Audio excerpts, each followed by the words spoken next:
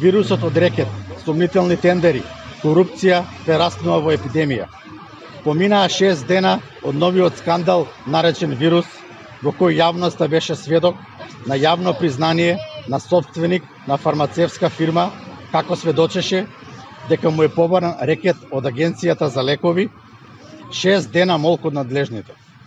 Внимавајте, побаран е рекет токму од оваа институција која е регулаторно тело, Агенцијата за лекови.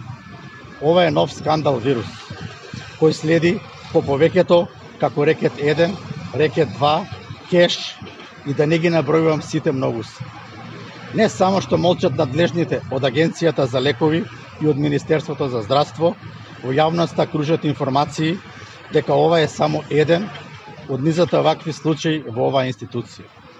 Како да има пракса на секоја фирма што ќе побара дозвола, решение и слично од Агенцијата за лекови да им се бара рекет. Од тука последниот случај е повод дополнително да се охрабрат сите собственици на фирми на кои им бил побаран било каков надоместок, рекет, веднаш да пријавуваат до надлежните.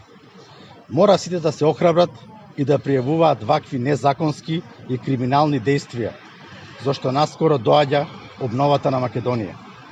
Наскоро вакви действија ќе бидат одлика на едноминато црно време во кое владееше СДСМ. Повик до надлежните во Агенцијата за лекови да даде одговор на јавноста за ова јавно признание за рекет. Воедно, повик и до министерот за здравство Венко Филипче, познат како министер во чиј ресор се случија низа скандали, сумнителни тендери, да се охрабри и да реши барем еден случај. Наскоро на рекетот и сите сумнителни активности во здравството ќе им се стави крај. И не само во здравството, туку во сите области.